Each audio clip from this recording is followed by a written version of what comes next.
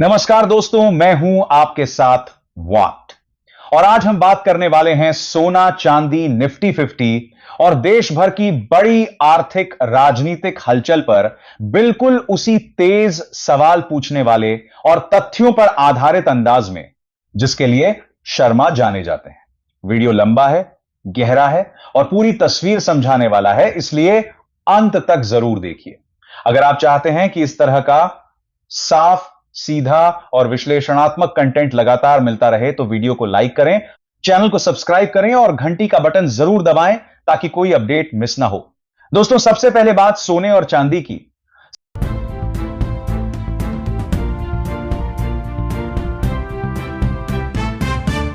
सवाल यह है कि आखिर सोना बार बार नई ऊंचाइयों की तरफ क्यों बढ़ रहा है? क्या यह सिर्फ शादी का सीजन है? क्या यह सिर्फ परंपरा है? या इसके पीछे कोई गहरी आर्थिक बेचैनी छिपी है?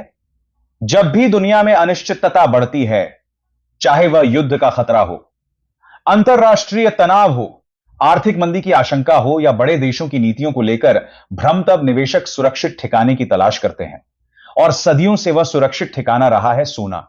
यही कारण है कि जैसे ही वैश्विक बाजारों में अस्थिरता आती है, सोने की मांग तेज हो जाती है।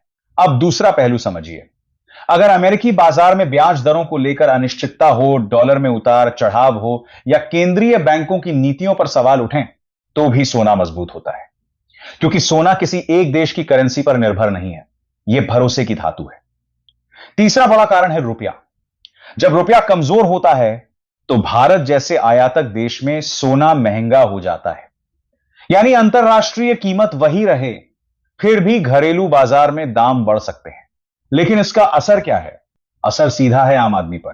शादी करने वाला परिवार ज्यादा भुगतान करेगा, ज्वेलरी खरीदने वाले की जेब ढीली होगी, छोटे ज्वेलर्स की बिक्री कभी तेज कभी सुस्त रहेगी। निवेशकों को अल्पकाल में फायदा दिख सकता है, लेकिन याद रखिए, तेजी जितनी तेज होती है, करेक्शन भी उतना ही तेज हो सकता है। इसलिए आंख बंद करके खरीदारी समझदारी नहीं है। चरणबद्ध निवेश, लंबी अवधि का नजरिया और अपनी क्षमता के अनुसार निर्णय, यही समझदारी है। बाजार में डर और लालच दोनों से बचना जरूरी है। अब आते हैं शेयर बाजार पर, खासकर निफ्टी 50 पर। यह सूचकांक देश की 50 बड़ी कंपनियों की सेहत का संकेत देता है। जब यह ऊपर जाता है तो कहा जाता है कि अर्थव्यवस्था मजबूत है। लेकिन क्या बाजार की मजबूती ही असली अर्थव्यवस्था की तस्वीर है?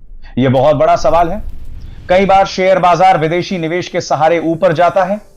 कई बार कुछ चुनिंदा सेक्टर जैसे बैंकिंग, आईटी या ऊर्जा पूरे सूचकांक को ऊपर खींच लेते हैं। लेकिन जमीनी स्तर पर छोटे उद्योग, मध्यम वर्ग, किसान या बेरोजगार युवा किस स्थिति में हैं, यह अलग कहानी हो सकती है। अगर विदेशी निवेशक पैसा डालते हैं तो बाजार चमकता है। अगर वे पैसा निकालते हैं तो गिरावट तेज हो सकती है। अगर कॉरपोरेट मुनाफा बढ़ता है तो निवेशकों का भरोसा मजबूत होता है।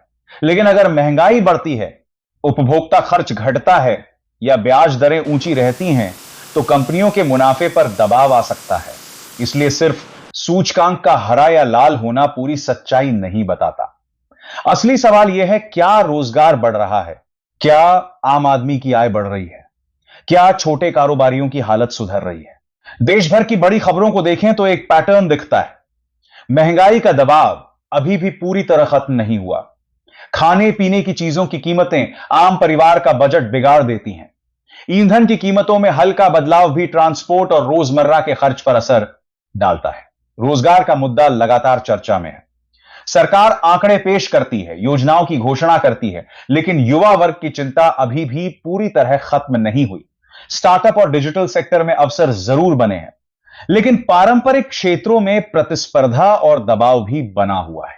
राजनीतिक माहौल भी अर्थव्यवस्था से जुड़ा है। जब चुनावी साल आता है तो नीतिगत घोषणाएं तेज होती हैं, कल्याणकारी योजनाएं बढ़ती हैं, लेकिन साथ ही वित्तीय अनुशासन का सवाल भी उठता है। अगर सरकार ज्यादा खर्च करती है तो राजकोषीय घाटा बढ़ सकता है।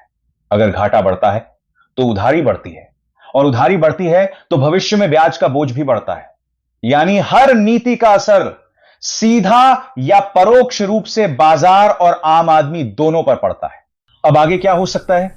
अगर वैश्विक हालात स्थिर रहते हैं तो शेयर बाजार में संतुलित तेजी दिख सकती है।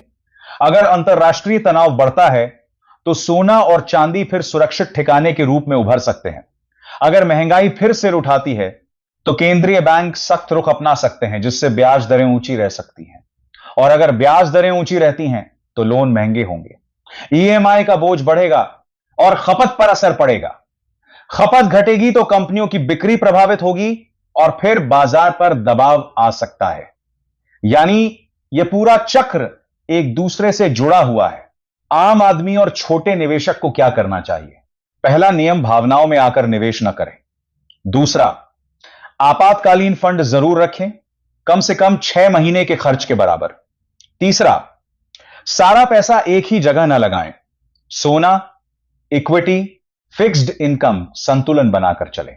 चौथा, किसी भी तेजी को देखकर कूद पड़ना और किसी भी गिरावट को देखकर घबराकर बेच देना, दोनों गलत रणनीतियां हैं। लंबी अवधि में अनुशासन ही सबसे बड़ा हथियार है। याद रखिए, बाजार में कोई भी रुझान स्थायी नहीं होता। तेजी भी अस्थाई है, गिरावट भी अस्थाई है। जो स्थायी है वह है आर्थिक चक्र, कभी विस्तार, कभी मंदी, कभी सुधार। इसलिए खबरों को समझिए, आंकड़ों को पढ़िए और अपने फैसले खुद की स्थिति के अनुसार लीजिए। तो दोस्तों, सोना, चांदी की चमक, निफ्टी की चाल, महंगाई का असर, रोजगार का सवाल और राजनीतिक फैसले, ये सब अलग अलग अध्याय नहीं हैं, बल्कि एक ही आर्थिक कहानी के हिस्से हैं। हमें सिर्फ सुर्खियां नहीं, पूरी तस्वीर देखनी होगी। अगर आपको यह विस्तृत विश्लेषण उपयोगी लगा हो तो वीडियो को लाइक करें, चैनल को सब्सक्राइब करें, शेयर करें, ताकि ज्यादा लोग सही जानकारी तक पहुंच सकें। और कमेंट में जरूर बताएं आप अभी किसमें निवेश को बेहतर मानते हैं और क्यों। मैं फिर मिलूंगा एक नई गहरी रिपोर्ट के साथ। तब तक के लिए नमस्कार।